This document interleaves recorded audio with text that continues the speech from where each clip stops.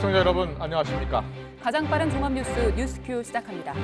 이재명 측근 7인회가 임명직을 맡지 않겠다고 선언한 데 이어서 당대표의 총선 불출마 선언까지 민주당이 연일 쇄신 카드로 민심에 호소하고 있습니다. 대선 정부에 비칠 파장을 짚어보겠습니다. 잠시 뒤 뉴스큐에서는 정권 교체를 넘어 정치 교체를 해야 한다며 586 용태론을 주장한 더불어민주당 김종민 의원을 연결합니다. 그가 586 용태론을 꺼내든 이유를 들어봅니다. 네, 먼저 정치권 소식입니다. 더불어민주당 송영길 대표가 당 쇄신을 위해서 다음 총선에 불출마하고 또 3월 재보선에 종로와 안성, 청주, 상당 이 세 지역에 후보를 내지 않겠다고 선언했습니다. 민주당의 쇄신안에 대해 국민의힘은 진정성이 의심된다면서 정치개혁을 하려면 대장동 특검부터 받으라고 비판했습니다. 국회 취재기자 연결해서 자세히 알아봅니다. 조성우 기자. 네, 국회입니다. 네, 송영길 대표가 예정에 없던 기자회견을 자청했는데요. 당 쇄신 방안을 발표했습니다. 구체적으로 어떤 내용입니까? 네, 민주당 송영길 대표는 오전에 기자회견을 열고 다음 총선에 나오지 않겠다고 선언했습니다. 9개월 동안 무능한 개혁과 내로남불, 오만을 지적하는 국민의 질책을 달게 받아들인다며 국민이 요구하는 자기혁신과 기득권 내려놓기를 통해 정치의 본령, 기본으로 돌아가겠다며 당 쇄신 방안을 발표했습니다. 동일 지역구 국회의원 연속 3선 초과금지 조항의 제도화, 대선과 동시에 열리는 국회의원 재보선 종로와 안성, 청주 상당구 세 곳의 무공천, 윤미향 이상직 박덕흠 의원 제명안의 신속한 처리 등을 추진하겠다고 밝혔습니다. 송 대표의 기자회견 내용 들어보시죠. 지금 우리 앞에 놓인 새로운 역사적 소명은 이재명 후보의 당선입니다. 이재명 후보가 대통령이 되어야 대한민국이 제대로 앞으로 나갈 수 있습니다. 저 자신부터 모든 기득권을 내려놓고 이재명 정부 탄생의 마중물이 되겠습니다. 이재명 후보는 기자들과 만난 자리에서 3선 연임 초과 제한은 신진 정치인에게 기회를 준다는 점에서 정치개혁을 위해 해야 할 일이라고 생각한다며 환영의 뜻을 밝혔습니다. 다만 송 대표의 거취 문제는 사전에 알지 못한 것으로 알려졌는데 안타까움을 드러냈습니다. 들어보시죠. 정치인에게 국회의원직이란 정말로 중요한 거의 전부라고 해야 됩니다. 그거 이제 포기하시겠다고 하니까 제가 좀 마음이 많이 이렇게 개인적으로는 참 안타깝다는 생각이 들었습니다. 당내에서는 청년 정치인들을 중심으로 환영 입장을 밝혔는데요. 장경태 의원이 이끄는 정당혁신위원회는 국회 기자회견에서 송 대표의 결단을 환영한다며 실천의 모습을 민주당이 보여달라고 당부했습니다. 그러면서 3선 연임 초과 제한을 당론으로 채택해 국회 정치개혁특위에서 논의하길 바란다고 덧붙였습니다. 586 정치인인 우상호 의원도 SNS 글을 통해 지난해 총선 불출마를 선언한 약속을 반드시 지키겠다면서 자신들이 비운 자리를 훌륭한 젊은 인재들이 도전하길 바라며 적극적으로 돕겠다고 밝혔습니다. 당대표의 결단이 앞으로 다른 다선 의원들 동참으로 이어질지도 주목됩니다. 네, 특히 3개 지역구 재보선에 공천을 하지 않겠다고 했는데 여기에 대해서 국민의힘은 어떤 반응을 보였습니까? 국민의힘 윤석열 후보는 송영길 대표의 쇄신안에 대해 진정성을 국민이 판단할 거라고 했습니다. 특히 윤미향 의원 등의 제명안 처리에 대해서는 엄청난 의석을 갖고 독선적으로 의회를 주물러 왔는데 진작에 했어야 한다는 생각이 든다고 꼬집으면서 이렇게 말했습니다. 제가 구체적인 걸 좀 판단해서 드릴 말씀은 아닙니다만은 하여튼 그 진정성 문제에 대해서도 액면대로 좀 받아들이기 좀 어려운 부분이 있는 것 같습니다. 네. 국민의힘도 송 대표의 쇄신안이 순수해 보이진 않는다고 비판했습니다. 권영세 선거대책본부장은 공천관리위원회 회의를 마치고 기자들과 만나 진짜 정치개혁을 하려면 국회에서 논의되다 중지된 대장동 특검을 받는 게 먼저라고 지적했습니다. 또 정치개혁을 하고 싶다면 선거기간 중립내각을 요구하는 게 우선이라고 말했는데요. 직접 들어보시죠. 선거의 주무장관이라고 할 수 있는 법무장관, 그다음에 행안부 장관이 민주당 의원들이 하고 있지 않습니까? 그 두 장관을 불러들이고 중립내각을 청와대에 요구하는 것이 우선이라고 생각을 합니다. 국민의힘은 공천관리위원회 첫 회의를 시작으로 5개 지역 재보선 준비에 본격적으로 돌입했습니다. 특히 무주공산이 될 가능성이 큰 종로 등 지역구를 놓고 공천 방법과 절차 등을 놓고 첨예한 논의가 예상됩니다. 정의당도 민주당의 무공천 방침에 대해 오승재 대변인이 국회 기자회견을 통해 서울 부산시장 보궐선거에 후보를 공천했던 역사적 과오를 뒤늦게 바로잡은 것이라며 생색내는 일은 없어야 한다고 지적했습니다. 국민의당 안철수 후보도 민주당이 책임 소지가 있는 곳에 공천하지 않는 건 너무나도 당연하다면서 국민의힘도 자신들 잘못으로 생긴 지역구에는 후보를 내지 말아야 한다고 강조했습니다. 네, 이재명 윤석열 후보 최근에는 공약 발표를 앞다퉈 하고 있는데요. 정책 경쟁을 이어가고 있습니다. 오늘은 어떤 공약들을 내놨습니까? 이재명, 윤석열 후보 나란히 농업 정책 공약을 발표했습니다. 이재명 후보는 정치적 고향인 경기도에서 사흘째 매주 타는 민생버스, 메타버스 일정을 이어가고 있는데요. 포천시 농업기술센터에서 농업 공약을 내놨습니다. 농어민에게 1인당 100만 원 이내의 기본소득을 지급해서 농어촌과 도시의 소득 격차를 줄이고 농어촌 소멸을 막겠다고 밝혔습니다. 그리고 식량자급률 60%를 달성하고 청년 미래농업 혁신인재 5만 명을 길러내겠다고도 약속했습니다. 윤석열 후보도 농업직불금을 5조 원으로 2배 늘리고 고령 중소농민을 대상으로 농지 이양 은퇴 직불금 월 50만 원을 지급하겠다고 공약했습니다. 청년 농부 3만 명 육성을 위해서 공공농지화 주택을 우선 배정하겠다고도 발표했습니다. 그리고 화석연료 발전 비중을 3분의 1로 줄이고 신축 건물에 음식물 분쇄기를 설치해 음식물 쓰레기를 줄이겠다고도 약속했습니다. 네, 국민의당 안철수 후보, 정의당 심상정 후보는 오늘 어떤 행보를 이어가고 있습니까? 국민의당 안철수 후보는 오전에 국회에서 신년 기자회견을 열었습니다. 문재인 정부 정책을 신랄하게 비판하면서 이번 대선의 성격을 새 시대를 여는 시대교체라고 강조했는데요.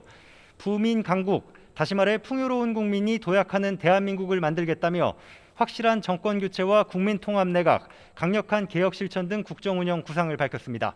기자회견 내용 들어보시겠습니다. 대한민국과 아이들의 미래를 생각하신다면 저 안철수를 선택해 주십시오. 깨끗한 청와대, 유능한 정부, 우리 아들, 딸들의 장래를 생각하면 저 안철수에게 맡겨 주십시오. 정의당 심상정 후보는 이재명, 윤석열 양강 후보가 합의한 방송 토론을 금지해달라면은 가처분 신청 사건 신문기일에 출석했습니다. 심 후보는 법정에서 양자 토론은 양당이 대표하지 않는 시민의 목소리와 이익이 대표되는 것을 봉쇄하며 민주주의를 훼손한다며 민주주의의 기본 원칙을 지키는 현명한 결정을 내려달라고 법원에 호소했습니다. 지금까지 국회에서 YTN 조성호입니다. 오늘 송영길 대표가 긴급 기자회견을 통해 꺼낸 당 인적 쇄신 카드의 핵심은 586 용태론입니다. 각종 여론조사에서 이재명 후보의 지지율이 박스권에 갇힌 모습을 보이면서 새로운 돌파구를 찾기 위한 전략으로 풀이됩니다. 사실 586 용태론에 불을 붙인 의원은 민주당 김종민 의원입니다. 김 의원은 이틀 전 페이스북에서 정권 교체를 넘어 정치 교체를 해야 한다며 586 용태론을 처음으로 거론했고요. 강훈식 의원은 다음 날 한 인터뷰에서 당내 분위기를 전했습니다. 그런 흐름들을 이렇게 이야기하시는 586 선배들의 목소리들이 꽤 있습니다. 안에. 586 당사자들의 목소리도 있습니다. 국민의힘은 민주당이 다시 꺼내든 586 용태론을 평가절하했습니다. 허은하 수석 대변인은 586 정치인 몇 명이 물러나든 말든 이재명 후보가 당선되면 또다시 민주당 586 내로남불 정권이 탄생하게 되는 것에는 변함이 없다며 이재명 후보부터 용퇴하라고 지적했습니다. 물론 민주당의 이런 쇄신 움직임, 야당인 국민의힘에도 쇄신 압박으로 이어질 가능성이 큽니다. 특히 586 용태론에 동참하는 민주당 의원들이 늘어날 경우 국민의힘 내부에서도 같은 요구가 나올 것으로 보입니다. 지금 586 세대가 정치권에 들어오게 된 계기는 지난 2000년 김대중 전 대통령이 추진한 세대 교체 때였습니다. 당시 송영길 대표와 이인영, 우상호 의원 그리고 임종석 전 청와대 비서실장 등이 30대 젊은 피로 정계에 진출했습니다. 당시 30대 나이에 80년대 학번, 60년대생의 첫 숫자를 합쳐서 386으로 불렸던 그들은 40대 나이에 486으로 정치 중심에 섰고요. 50대에는 586이란 이름으로 지금 여당의 핵심이 됐습니다. 586 정치인을 겨냥한 세대 교체 요구, 사실 주 선거 때마다 터져나왔습니다. 2015년에는 이동학 새정치민주연합 혁신위원이 이인영 의원에게 공개 편지로 기득권을 포기하고 험지에 출마할 것을 요구했는데요. 후배 세대들의 사다리를 걷어차고 새로운 비전 제시에 실패했다고 비판했습니다. 이인영 의원은 이 요구에 대해서 공학적 처방 같다며 무엇이 우리 당을 위한 최선의 길인지 함께 더 생각해보자며 선을 그었습니다. 2년 전 총선 때도 586 용태론이 불거졌습니다. 조국 사태를 거치면서 기득권이란 눈총을 받았고 임종석 전 대통령 비서실장의 정계 은퇴 선언이 나오면서 자연스럽게 86세대 용태론이 본격적으로 공론화됐는데요. 이철희 당시 민주당 의원은 한 세대가 20년 했으면 퇴장할 때가 됐다고 했지만 우상호 의원과 이인영 당시 민주당 원내대표는 586 용태론에 대해서 이렇게 답했습니다. 우리가 무슨 자리를 놓고 정치 무슨 기득권화돼 있다고 말하는 거에 대해서 약간 모욕감 같은 걸 느끼고 있었거든요. 그렇지 않은데. 모든 사람이 다 나가야 되는 건 아니잖아요. 세대 간의 경쟁도 있을 수 있는데. 어제 이재명 후보 핵심 참모그룹 7인회 인사들이 임명직을 맡지 않겠다고 선언한 데 이어 오늘은 송영길 당대표가 직접 불출마 선언을 하면서 당 쇄신의 고삐를 죄는 모습입니다. 민주당의 인적 쇄신 카드가 설 연휴를 앞둔 대선 민심에 얼마나 영향을 미칠지, 나아가 선거 전략 차원을 넘어 실제로 586 세대가 물러나고 대한민국 정치 세대 교체로 이어지는 계기가 될지 주목됩니다. 네, 지금 들으신 것처럼 민주당 내에서는 586 용태론이 불거지면서 인적 쇄신 요구가 커지고 있습니다. 최근 이재명 후보의 지지율이 박스권에 갇혀 고전을 면치 못하는 가운데 어제는 7인회, 오늘은 송영길 당대표까지 백의종군 행렬에 동참했습니다. 민주당 내 분위기가 지금 어떤지 상황을 들어보겠습니다. 직접 이 문제를 쏘아 올린 분입니다. 더불어민주당 김종민 의원 나와 계십니다. 의원님 나와 계시죠? 예, 안녕하세요. 김종민입니다. 네, 안녕하십니까. 이틀 전에 586 용태론을 꺼내 드셨습니다. 그리고 오늘 송영길 당대표가 먼저 결단을 했습니다. 의원님은 오늘 송 대표의 결단을 어떻게 보셨습니까? 예, 일단 뭐 한 가지 제가 좀 정확하게 정리를 하고 갈게요. 제가 586 용태론을 꺼내든 건 아니고요. 예. 이 정치를 좀 바꿔야 된다. 네. 그리고 그 정치 바꾸는데 우리 586 세대가 예. 좀 책임감을 가지고 하고 이거 못할 것 같으면 이제 그만하자. 예. 뭐 이런 취지로 말씀을 드렸고요. 예. 그 이제 제도 개혁을 좀 강조를 한 건데 저는 오늘 송영길 대표가 뭐 다음 총선에 불출마를 하겠다. 또 여러 가지 우리 그 정치 개혁의 이 과제들 좀 숙제들이 있는데 예. 거기에 대해서 실천하겠다 이런 취지로 말씀하신 거는 저는 의미가 있다고 봅니다. 이런 정치를 있다. 교체해야 된다. 이 정권 교체가 가지고는 안 돼요. 이게 예. 정치를 바꿔야 됩니다. 네네. 이 정치를 바꾸는데 뭐 하나의 어떤 그 기여를 한다고 할까요? 뭐 참여한다고 예. 이런 의미에서는 전 송영길 대표의 결단이나 방침도 의미가 있다고 봅니다. 그렇군요. 의원님이 이틀 전에 페이스북에 글을 봤더니 확 바꿔야 한다. 그리고 이재명 의원 박스권 탈출하고 싶으면 586 세력 누구도 입각하지 않을 것이다라는 입장도 함께 발표해야 한다. 이렇게 이야기하셨죠? 그거는 이제 그런 움직임이 있었어요. 우리 내부에서. 예. 그래서 저는 그 움직임에 대해서 의미가 있다고 본 겁니다. 그렇군요. 예. 근데 그거는 뭐 세대 교체라든가 무슨 인물 교체라든가 이런 차원보다는 권력 주변이 권력의 핵심이 돼서 뭐 권력이 독점화되는 거 이건 우려가 있잖아요. 예. 근데 이 부분에 대해서 그 주변에 있는 분들이 결단을 하신 거 아닙니까? 네. 저는 그거는 다음 이재명 정부, 민주당 정부가 통합적인 정부가 된다는 측면에서 상당히 의미 있는 그런 결단이다. 긍정적으로 봅니다. 예. 그런데 지금 문제가 되는 게 자 그렇게 해서 임명직을 그만하겠다 혹은 다음에 뭐 불출마하겠다 이렇게 얘기들을 하는데 예. 과연 그렇게 해서 대한민국 정치 바뀔 거냐. 아. 여기에 대한 실효성 혹은 진정성 이런 문제 제기가 또 있는 게 사실이에요. 예, 예. 그래서 저는 이게 의미가 없는 게 아니지만 네. 여기에 그치지 말고 한 발 더 나가야 된다. 아. 한 발 더 나가는 게 뭐냐? 예, 예. 제도를 바꿔야 된다. 기본적으로 제도를 교체해야 돼요. 그러니까 기존의 기득권, 엘리트 이런 사람들이 국회의원 되고 뭔가 이 정치를 주도해 나갈 수밖에 없는 이게 예. 제도가 만들어내는 어떤 영향도 크거든요. 예, 예. 이 선거 제도와 같은 기존에 있는 정치 제도를 교체하는 것, 이 제도를 개혁하고 기득권 제도를 용퇴시키는 것, 네. 이게 우리한테 남은 숙제다. 이런 점을 좀 강조를 드리고 싶습니다. 그렇군요. 그렇다면은 정확히 말하면 586 세력 운동권이라고 불리는 이 586의 용태론 여기에 대해서는 찬성하는 입장은 아니시군요. 아니요, 그것도 이제 개인적인 결단으로 예, 예. 본인이 이거에 대한 책임을 지고 용퇴를 하겠다. 이것도 의미가 있는 거죠. 예, 예. 이건 우리가 잘 못했다. 앞으로 더 잘해야 된다라고 하는 메시지를 던지는 거니까. 예, 예. 근데 그냥 용퇴만 하고 끝나면 네. 이 정치가 바뀌겠느냐. 사실 그냥 뭐 새로운 인물이 온다면 바뀐다. 이런 이제 주장도 있지만요. 예, 예. 전 세계에서 대한민국이 국회의원 선거 때 인물 교체, 새로운 신진 대사가 제일 많은 나라입니다.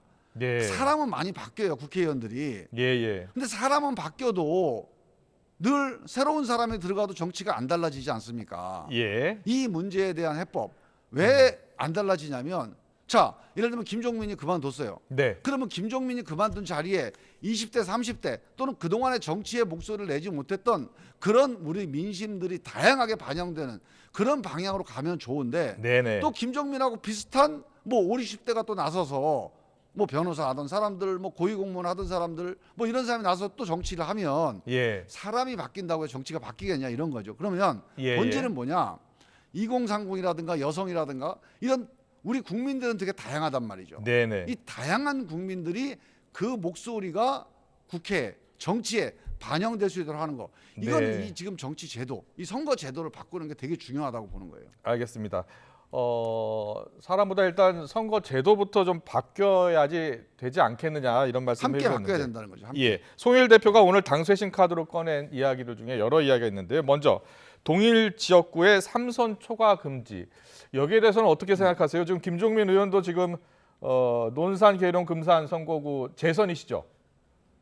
저는 아직 3선은 아닙니다. 그러니까요. 예, 자, 삼선 이게 초과 금지. 저도요. 여기에 대해서 어떻게 보세요? 저는 이게 이제 당에서 공천 과정에서 한 지역구에 3선 이상 하는 사람은 조금 공천을 하지 말고 예. 새로운 인물도 하는 건 이거 좋은 방향이라고 봅니다. 아, 그런데 문제는 예. 자, 생각을 해보세요. 호남 같은 우리 당 유리한 데는 네. 3선 의원 고만하고 새로운 청년들을 공천하면 당선될 수 있겠죠. 네.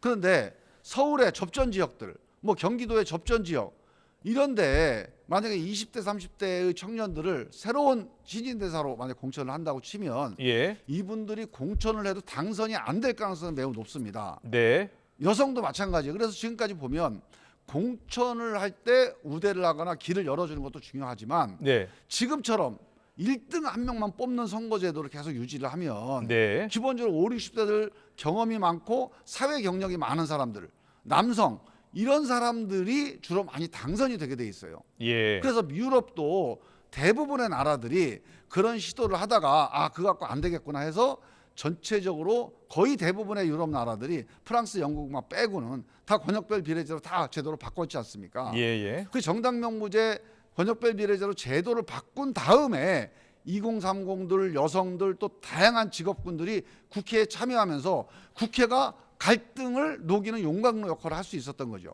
예. 정치가 선진화된 겁니다. 예. 네. 좋은 인물을 공천하면은 당선되는 곳은 뭐 한두 곳이 아닙니다. 호남 지역 같은 경우도 민주당 후보가 무조건 당선되는 게 아니라 좋은 후보를 낸 무소속 후보가 또 당선이 되기도 하고 그러지 않았습니까? 그래서 무엇보다도 그렇죠. 좋은 후보를 어느 당이 이렇게 공천하느냐가 더 중요한 것 같습니다. 보니까 또 하나 문제 중에 민주당 의원의 문제로 공석이 된 3개 지역구 무공천 방침을 밝혔습니다. 이 무공천 방침에 대해서는 어떻게 보세요? 저는 뭐 그것도 우리가 지난번 서울 부산 보궐선거 때 네. 한번 우리가 민심의 평가를 받은 적이 있잖아요. 예. 그때 이제 우리가 뭐가 문제였구나 하는 생각을 한번 해본 적이 있는데요. 저는 이제 뭐 화성이나 청주 같은 데는 예. 이게 문제가 생겨서 그 의원이 이제 그만둔 지역이란 예. 말이죠. 그래서 이제 우리 당의 책임을 묻는 차원에서 무공천도 저는 의미가 있다고 봅니다. 예. 근데 종로 같은 경우는 이제 이낙연 대표가 대선 출마 때문에 이제 그 국회의원 사퇴를 한 거란 말이죠. 예, 예. 그래서 우리 당원 당규에 나와 있는 대로 우리가 귀책 사유가 분명한 예. 뭔가 불미스러운 사태로 네. 국회의원이 그만둔 지역이 아니어서 거기까지 무공천하는 게 맞나? 저는 그런 생각이 듭니다. 저는 오히려 종로 같은 데는 양당이 다 공천해서 자유롭게 경쟁을 하고 안성이나 청주는 우리 당이 귀책이 있으니까 우리 당이 무공천을 하고 예. 서초하고 대구는 국민의힘이 귀책이 있으니까 국민의힘이 무공천을 하고 예. 그렇게 하는 게 저는 합리적이지 않을까 예, 예. 개인적으로는 그렇게 생각을 하고 예. 있습니다. 그런데 야당 입장에서는 지난 그 서울시장 재보궐선거 때나 부산시장 재보궐선거 때는 귀책 사유가 민주당에 있었는데 후보를 냈잖아요. 그렇죠. 예. 예. 그때는 냈는데 그러니까 이번에는 안 내겠다고 그래서 하는 이유가 이번에는 어떻습니까? 후보를 예. 내지 말자고 한다면 우리 당은 우리 당대로 그 결정하면 되는 것이고 예. 국민의힘도 그런 취지에서라면 국민의힘도 한번 결정을 한번 검토를 하는 게 저는 바람직하다고 보는데 예. 뭐 국민의힘이 안 하겠다고 하면 우리가 뭐 강요하거나 요구할 필요는 없는 거죠. 예, 알겠습니다. 그리고 그 송영길 대표가 오늘 윤미향 의원, 이상직 의원, 박덕흠 의원 제명안을 신속히 즉시 처리하겠다라고 했습니다. 그런데 야당에서는 왜 진작 안 하고 지금 하느냐 이렇게 비판하던데 여기에 대해서는 어떻게 생각하세요? 그거는 뭐 진작이나 지금이나 예. 일단은 윤리위원회에서 엄밀하게 판단을 하면 돼요. 그거는. 예, 예. 그래서 뭐 누가 억울한 사람도 없게 해야 되지만 국회의원들이 제 식구 감싼다 이런 그 불신을 받는 것도 좀 빨리 끊어내야죠. 예, 예. 그래서 저는 거기에 대해서는 일단 판단을 하는데 우리가 뭐 예단을 해놓고 어떤 목표를 정해놓고 하는 것보다는 예. 정말로 냉정하게 판단을 하되 우리가 제 식구 감싸거나 기득권을 지키는 이런 국회는 아니다. 이건 보여줄 필요가 있다고 봅니다. 알겠습니다. 제 식구 감싸기는 더 이상 안 되겠죠. 알겠습니다. 정권 교체 여론도 지금 높은 상황이고 실제로 이재명 후보가 지금 박스권에 갇혔다라는 평가가 많잖아요. 그 이유가 어디에 있다고 의원님은 보고 계세요? 전체적으로요. 지금 양당 후보가 약간 양당의 적극적인 지지층을 기반으로 당선된 후보들입니다. 예, 예. 이재명 후보도 우리 당에서 약간 예. 강성 내지는 적극 지지층이 이제 주요 기반이 된 거고요. 네. 윤석열 후보도 마찬가지죠. 그래서 35% 30%가 딱 결집이 돼 있어요, 양쪽이. 예, 예. 이건 되게 강력하게 결집이 돼 있는데 네. 중간층에 있는 30%는 예. 양쪽이 다 강성 후보니까 잘 네. 안 움직이는 거예요, 지금. 아. 그러니까 지금 중도층이 윤석열 후보가 좋아갖고 윤석열 후보를 더 찍는 게 아닙니다. 네. 국민의힘이 좋아서 거기를 더 지지하는 게 아니고 예, 예. 둘 다 마음에 안 드는데 네.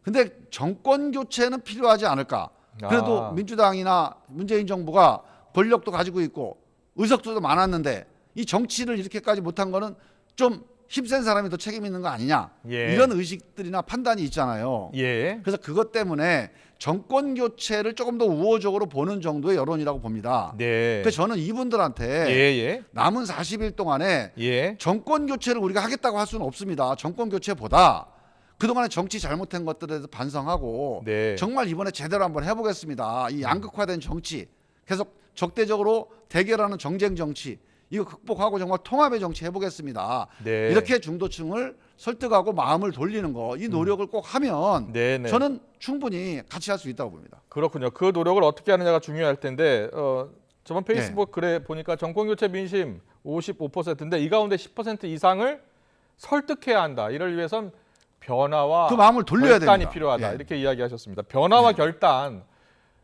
좀 더 구체적으로 어떤 변화와 결단이 지금 필요한 상황인 것 같습니까? 그러니까 우리가 뭐 다음에 불출마하겠다, 뭐 자리에 앉았겠다 이것도 중요하지만요. 예. 우리 국민들이 되게 현명한 분들이에요. 예. 그래서 그런 정도 가지고 자기의 주권 행사를 뭐 쉽게 바꾸기는 쉽지가 않다고 봅니다. 그게 예. 출발은 되겠지만 네. 실제 진정한 변화는 우리 중도층 국민들이 원하는 게 뭡니까? 지금 여든 야든 보수든 진보든 둘 다 자기가 다 똑똑하다, 자기가 다 옳다고 주장하면서 맨날 싸움만 하는 거. 예. 이거를 지금 불신하고 있잖아요. 네네. 다음에 들어서는 정부는 어떤 정부가 되든 이 코로나 국난을 극복하고 양극화를 극복하려면 네. 통합적인 정치를 해야 됩니다. 예, 이 예. 국민 통합의 정치, 갈등 극복의 정치, 양극화 극복의 정치 이걸 하겠다고 약속하고 거기에 대한 진지한 제안을 예. 또는 비전을 내놓는 후보가 또 그런 정당이 전 이번 선거에서 이긴다고 봅니다. 알겠습니다. 중도층이 저는 그 점에 대한 판단을 지금 기다리고 있다. 저는 그렇게 생각해요. 알겠습니다. 정권 교체를 넘어 정치 교체를 해야 한다.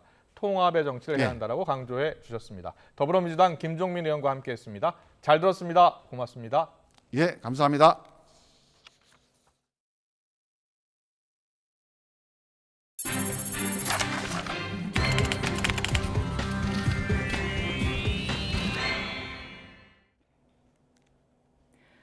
국내 코로나19 신규 환자가 사상 처음으로 8,000명을 넘겼습니다.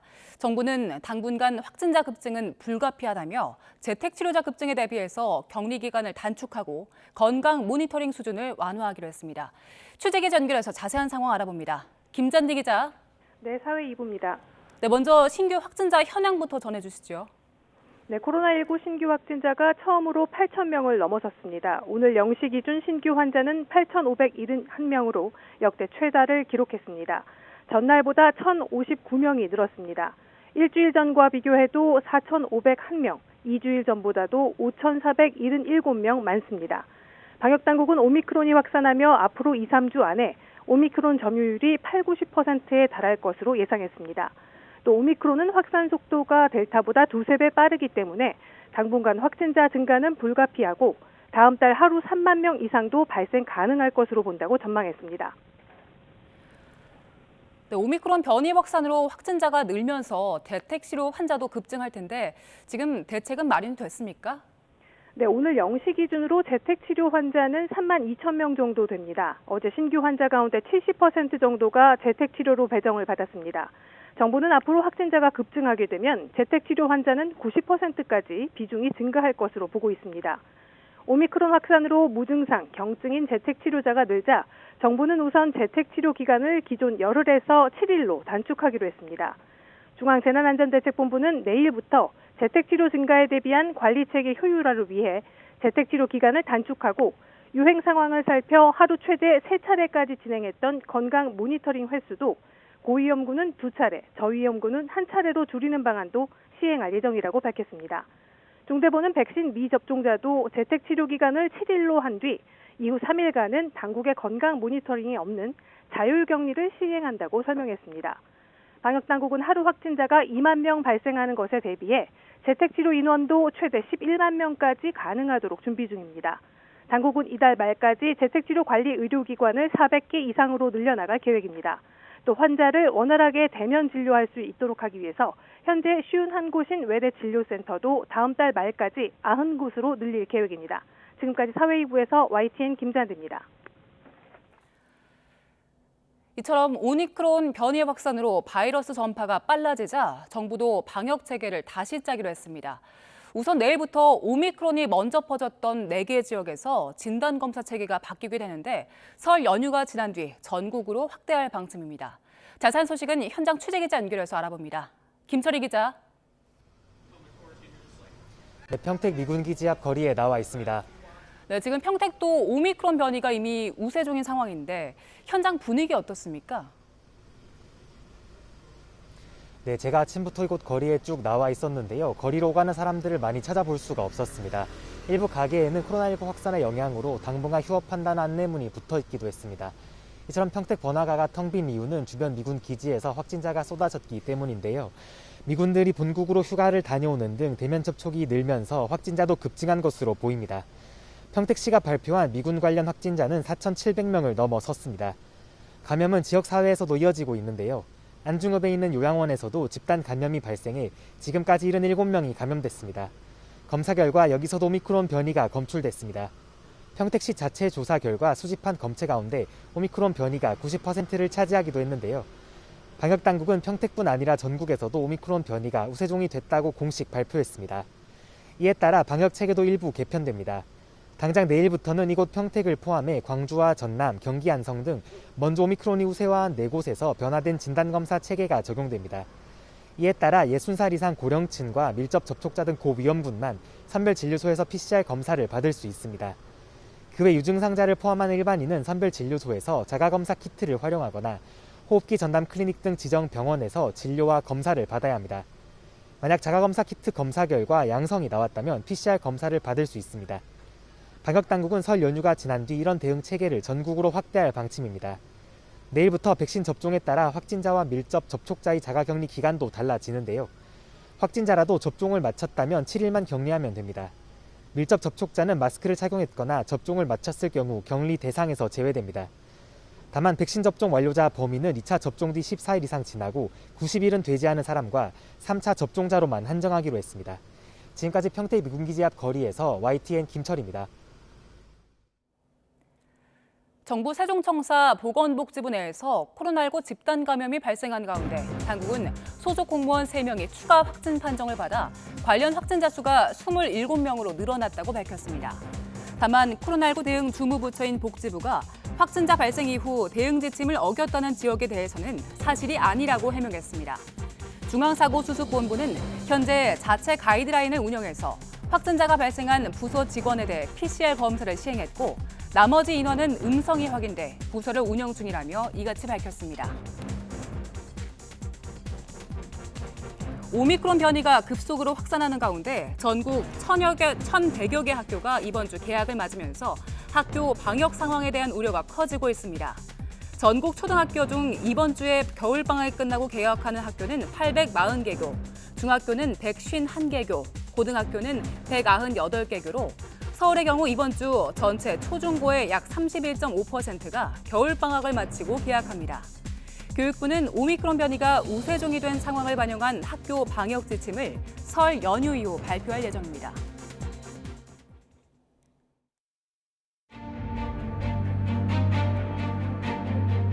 진심으로 사죄드립니다. 모든 대책을 수립해 실천하겠습니다.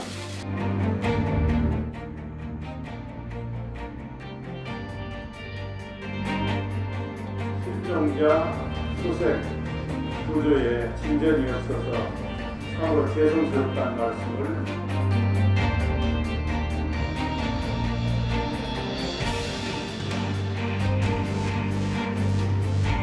강력히 요구하는 게 실질적으로 정부에서 주도해서 이 사태를 조속히 해결하기를 강력히 촉구합니다.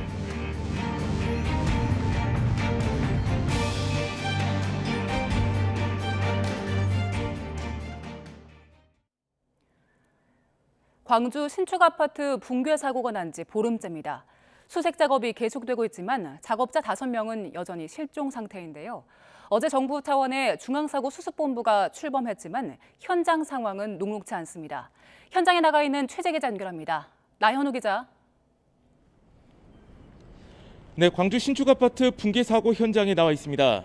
네, 현재 수색과 함께 수사도 한창인데요. 오늘 경찰이 처음으로 수사 상황에 대해서 설명을 했다고요? 네, 그렇습니다. 이 사고가 일어난 지 보름 만인데요. 경찰은 오늘 오전 10시에 광주경찰청에서 이번 붕괴 사고와 관련한 브리핑을 열었습니다. 이 자리에서 이 공사 현장에서 안전관리가 제대로 이루어지지 않은 점이 일부 확인됐습니다. 경찰에 따르면 30층 이상 120m 이상 건물을 신축할 때는 가장 위층과 그 아래층 2개 등 총 3개 층에 지지기둥, 이른바 동바리를 설치하게 돼 있다고 합니다. 그리고 설비 등 배관이 지나가는 이른바 피트층도 1개 층으로 봐야 합니다. 따라서 사고 당시 동바리가 있어야 했던 층은 피트층과 38층, 37층까지였습니다. 그러나 사고 현장에서는 이런 지침들이 지켜지지 않았습니다. 경찰은 공사 편의 때문에 현장에서 가장 기본이 돼야 할 것들이 제대로 지켜지지 못했다고 보고 있습니다. 당시 공정에 쫓기던 현대산업개발 입장에서는 동바리가 있으면 작업에 방해를 받게 된다는 거고요. 마찬가지로 동바리 제거를 맡은 하청업체 입장에서도 동바리 제거를 늦게 하면 사람을 통해 동바리를 옮겨야 하는 통에 비용 부담이 생긴다고 합니다. 하청업체는 현대산업개발 직원 지시로 동바리를 제거했다고 주장하고 있는데요. 경찰은 일련의 과정들이 이번 붕괴 사고의 가장 치명적인 원인 중 하나라고 보고 내일부터 현대산업개발 관계자를 차례로 불러 조사할 예정입니다. 어제부터 24시간 수색과 구조가 시작됐는데 어느 정도 성과가 있었습니까? 네, 지금도 현장에는 이 수색 인력 약 200여 명이 붕괴 사고 현장을 돌아다니면서 수색 구조 활동을 하고 있습니다. 지금 제가 있는 곳에도 이 건물 30층 위로 이 구조대원들이 다니는 모습을 눈으로 확인할 수가 있는데요. 아쉽게도 여전히 실종자 5명에 대한 소식은 들려오지 않고 있습니다. 지금 수색 작업의 관건은 콘크리트 잔재물이 쌓여있는 건물 상층부입니다. 건물 25층에서 28층 사이에 켜켜이 쌓인 잔재물만 30톤 규모로 추정됩니다. 이 때문에 사건 발생 보름이 지난 지금까지도 구조 인력의 접근이 쉽지 않을 만큼 상황이 여의치 않습니다. 오늘 구조대원들은 27층과 28층을 탐색하며 잔해물 제거에 나섭니다. 구조견들은 23층에서 38층에 걸친 건물 상층부를 탐색합니다. 어제부터 이 정부 차원의 중앙사고수습본부가 가동됐는데요. 기존 광주 지역 재난대책본부와 역할을 어떻게 나눠 현장을 수습해 나갈지 관심입니다. 지금까지 광주 신축 아파트 붕괴 사고 현장에서 YTN 나인호입니다. 교육부가 국민대학교를 대상으로 실시했던 특정 감사 결과를 발표했습니다. 교육부는 김건희 씨의 겸임 교수 채용과 박사학위 논문 심사 과정에서 일부 부정확한 부분이 확인됐다라고 밝혔습니다. 취재기자 연결합니다. 개훈이 기자. 네, 개훈입니다. 네, 국민대에 대한 교육부의 감사 결과 자세히 전해주시죠. 네, 교육부는 조금 전 제23차 교육신뢰 회복 추진단 회의를 열고 국민대 특정감사 결과를 발표했습니다. 교육부는 지난해 11월 국정감사에서 지적된 김건희 씨의 학위 수여 과정에 대한 절차를 검증하기 위해 국민대에 대해 특정감사를 벌여왔습니다. 먼저 김건희 씨의 박사학위 논문 심사위원을 위촉하는 과정에서 부적정한 부분이 발견됐다고 밝혔습니다. 박사학위 논문 심사는 조 교수 이상의 교원을 위촉해야 하지만 당시 전임 강사 1명이 포함돼 논문 심사를 맡았다고 설명했습니다. 또 겸임 교수 등 비전임 교원을 임용 시 면접 심사를 실시해야 하는데 2014년 당시 국민대는 김 씨 등 2명에 대해 면접을 보지 않았고 지원서의 학력과 경력이 사실과 다른데도 이를 제대로 확인하지 않았다고 밝혔습니다. 이에 대해 교육부는 국민대의 김건희 씨 임용 과정에서 학력과 경력 사항을 확인하고 허위 기재가 발견되면 임용 취소 등 필요한 조치를 할 것을 요구했습니다. 또 국민대 직원과 교수 13명에 대해 주의 경고를 요구하고 국민대학교에 대해서도 경고할 예정입니다. 교육부는 이번 감사에서 국민대가 주가 조작 의혹이 불거진 도이치모터스 주식을 취득한 것과 관련해서도 경위를 조사했는데 무자격자와 법인재산 투자자문 계약을 체결하고 자문료를 지급한 것을 확인했습니다. 이에 교육부는 학교법인 국민학원 이사장에 경고하고 사업본부장에 대한 중징계를 요구했습니다. 또 배임과 횡령 의혹에 대해서는 수사기관에 수사를 의뢰할 방침입니다. 한편 표절 의혹을 받고 있는 김 씨의 논문에 대한 검증은 현재 국민대가 조사 중인데 앞서 국민대는 2월 15일까지 검증을 마무리한다고 밝힌 바 있습니다. 김 씨의 검증 대상 논문은 학위 논문 1편과 학술 논문 3편 등 모두 4편입니다. 지금까지 사회 2부에서 YTN 개훈입니다.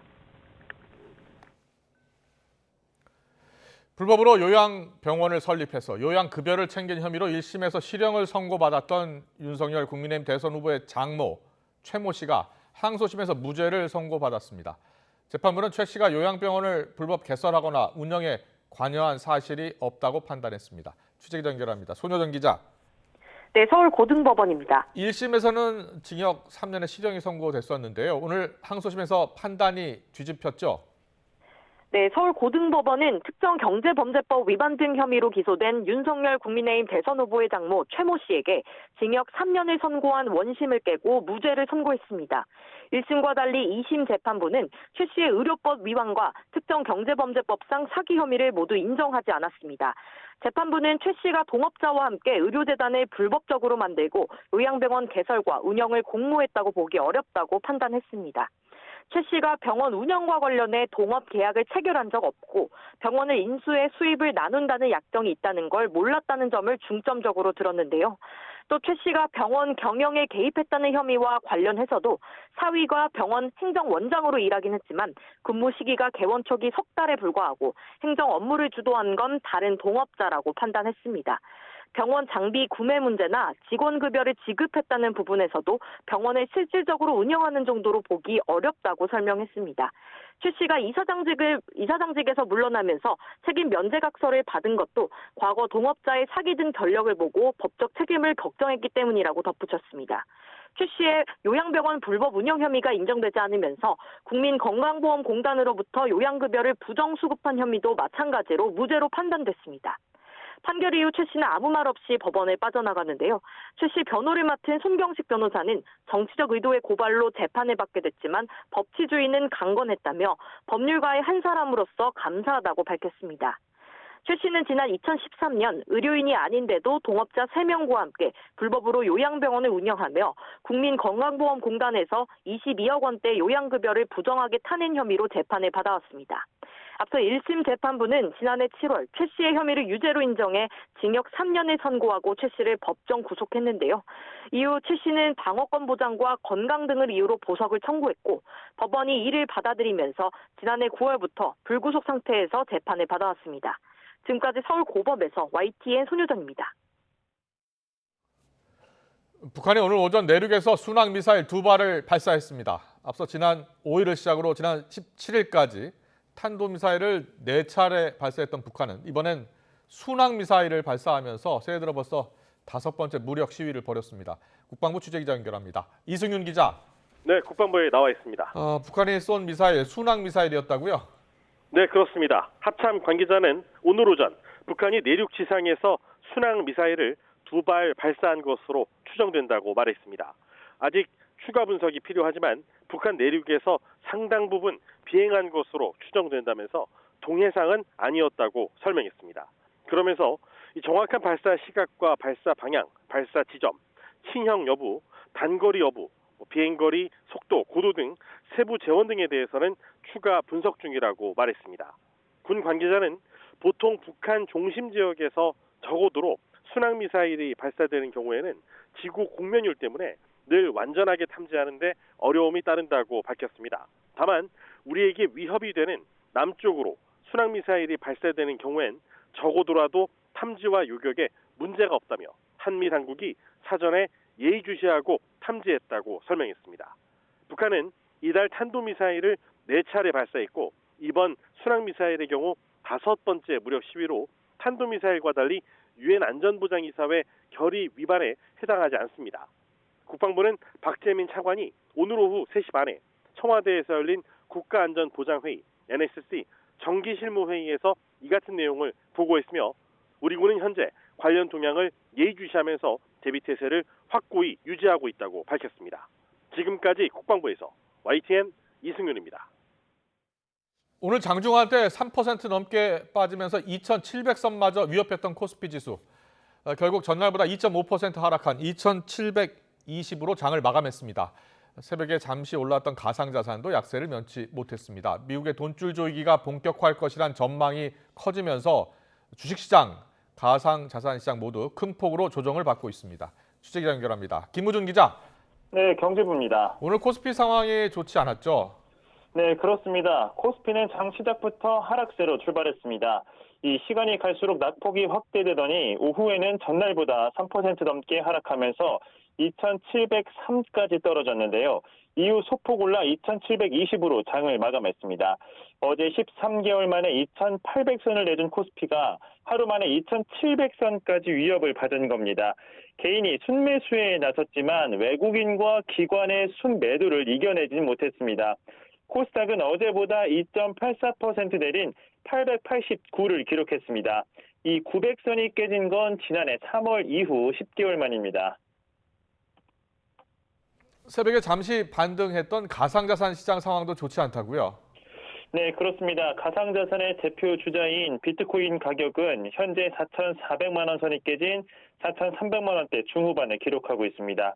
오늘 새벽에 저점보다 10% 이상 오르며 4,500만 원을 넘겼지만 다시 약세를 면치 못하고 있는 겁니다. 다른 자산에 비해 급등락이 심한 비트코인은 최근 변동폭이 더욱 커지고 있는데요.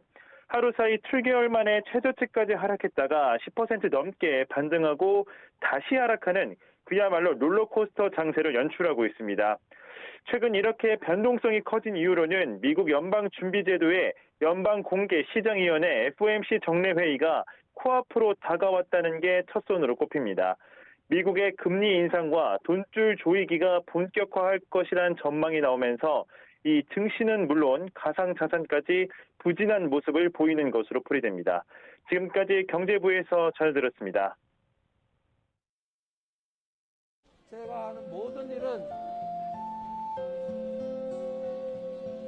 우리의 삶, 우리 서민들의 삶과 이재명의 참혹한 삶이 추억되어 있습니다.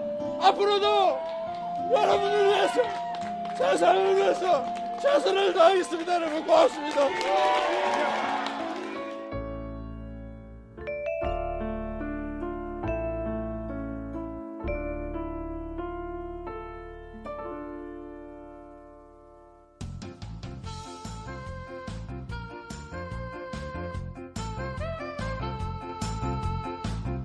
제가 어제 좀 울었더니 속이 시원해요, 솔직히. 이제 더 이상 뭐 울거나 그러지 않고 그냥 오로지 우리 국민들께서 우시지 않도록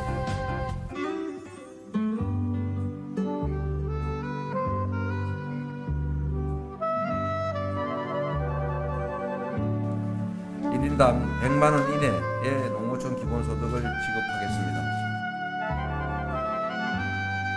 비장수당을 20만 원, 통장수당 10만 원을 각각 임기 내에 인상하도록 하겠습니다.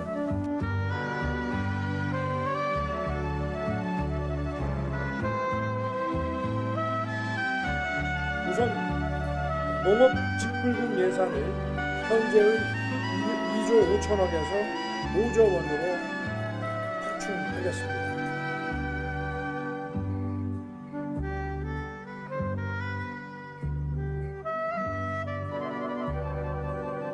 우리 후보가 특히 전라북도의 문제에 관심이 많습니다. 지금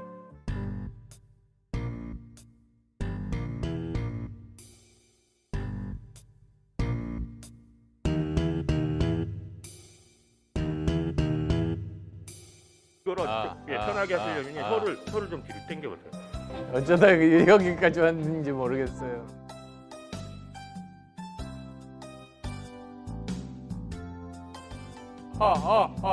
오 새로운 삶 랄랄랄랄라.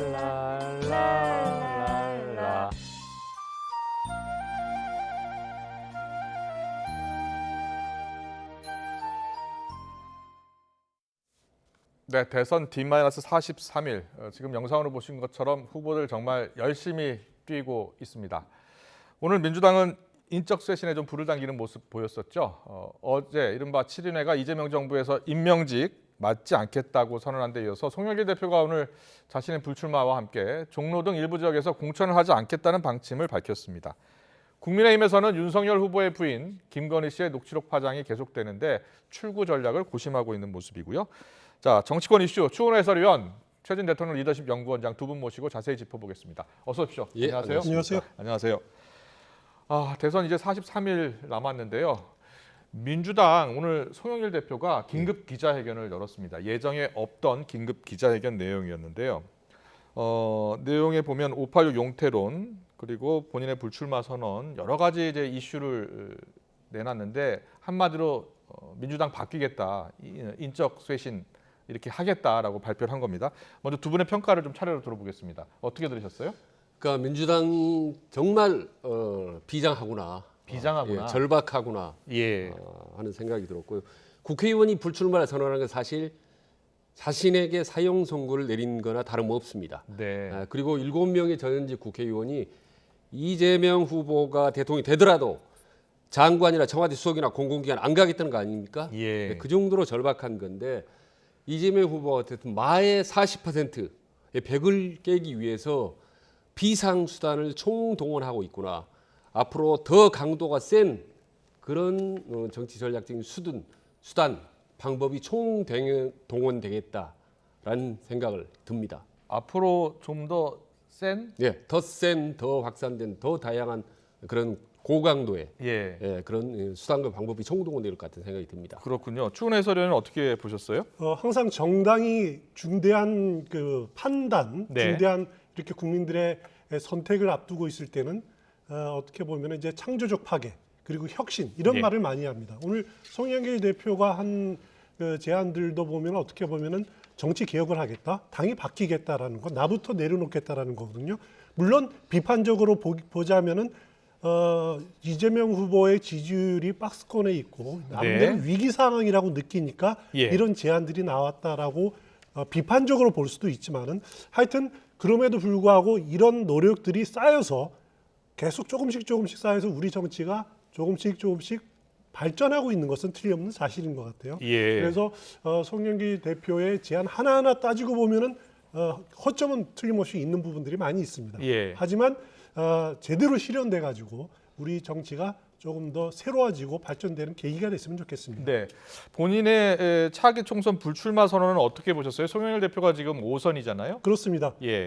송영길 대표가 내세운 것이 같은 지역구에서 4번 이상 못하게 하자라고 하는 제안이거든요. 그 제안에 따르면 본인은 나오면 안 됩니다. 물론 연임을 어떻게 해석하느냐에 따라 다르지만은 인천 계양에서만 벌써 5번 됐고 또 인천시장까지 지내지 않았습니까? 그러면은 당연히 다음 선거에서 불출마할 수밖에 없는 거죠. 하지만 오늘 송영길 대표가 임명직에 대한 이야기는 하지 않았습니다. 그러니까 그렇다면 총리나 국무총리라든가 장관 이런 것도 안 하겠다라는 그 언급을 안 했기 때문에 조금 진정성에 문제가 있는 것 아니냐라고 비판적으로 볼 수도 있을 거는 같습니다. 알겠습니다. 송영길 대표의 오늘 쇄신안 발표 뒤에 이 대선을 앞두고 보여주기식 아니냐 이런 기자의 질문이 있었습니다. 이에 대해서 송영길 대표의 발언 그리고 송 대표의 쇄신안에 대한 이재명 후보의 발언도 차례로 듣고 오겠습니다. 제가 이 당의 처음부터 지도부가 아니었지 않습니까? 저도 수많은 배제의 아픔을 겪고 풀뿌리 당원들의 힘으로 기적같이 저는 당대표에 선출됐다고 생각합니다. 그러니까 당대표 된 날부터 지금까지 일관되게 민주당 간판 빼놓고 다 변화시키자고 노력을 해왔고 조국 사태에 대해서 공개적으로 사과를 했고 부동산 관련 의혹 12명 의원에게 탈당을 권유하는 초강수의 조치까지 취해왔던 것은 기자 여러분들이 아실 것입니다. 사실 뭐 저는 그런 낌새는 조금 뭔가 저지르실 것 같다라는 느낌을 가졌는데 앞으로 국회의원이 사실 정치인에게 국회의원직이라 정말로 중요한 거의 전부라고 해야 됩니다. 그래서 이제 포기하시겠다고 하니까 제가 좀 마음이 많이 이렇게 개인적으로는 참 안타깝다는 생각이 들었습니다.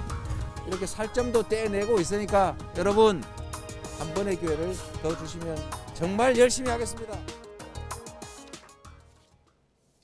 네, 대선을 40여일 앞두고 나온 대대적인 쇄신 방식입니다. 이재명 후보와 상의했느냐라는 질문에 상의하지 않았다라고 얘기했고 지금 이재명 후보도 뭔가 낌새는 뭔가 저지를 것 같다라는 느낌을 가졌었다 이렇게 이야기를 하네요. 자, 지금 대선을 43일 앞두고 있는데 이 민주당 쇄신안 민심에는 얼마 정도 영향을 미칠까요? 지금 이재명 후보가 방금 말할 때 보니까 지금 살점도 떼내고 있으니까 이런 얘기를 했지 않습니까? 그게 이제 육참 골단이라는 얘기입니다. 그러니까 큰 대의를 얻기 위해서 내 살점도 떼낸다라는 뜻인데 이제 손자 봉급이 나와 있습니다. 36개 나와 있는 건데 큰 걸 얻기 위해서 내 모든 고통을 감수하겠다라고 이제 이렇게까지 얘기를 했는데 문제는 국민들이 어떻게 평가해 주느냐가 중요하지 않습니까? 지지하는 지지층 진보층에서는 박수치고 잘하고 하겠다 하고 올 거고 보수층은 뭐 저게 쇼 아니냐 이제 와서 뭐 하려고 하느냐 뭐 이런 식으로 해요. 문제는 이제 중도층이 다수인데 제가 보기에 다수는 아직도 야 대단하다 하면서도 정말 어디까지 갈까라고 반신반의하는 단계라고 봅니다. 그래서 저게 진짜 효과가 얻으려면 좀 더 세게, 좀 더 진전된 그런 과정들이 필요하지 않을까라고 생각이 듭니다. 진정성과 관련해서는 송영길 대표가 불출마를 선언했고 586 용태론 또 나왔고 그러면서 과연 586 세대, 86세대들의 도미노 불출마 선언이 나올지 여부가 굉장히 주목되는데 어떻게 전망하세요? 송영길 대표가 지금 어떻게 보면 586 그룹의 맏형이라고 표현하지 않습니까? 8일학번이기 때문에 그렇습니까? 그 연세대 8일학번이죠. 우상호 의원도 같은 8일학번입니다. 우상호 의원 경우도 다음 총선에서 불출마하겠다고 이미 선언을 한 바가 있습니다.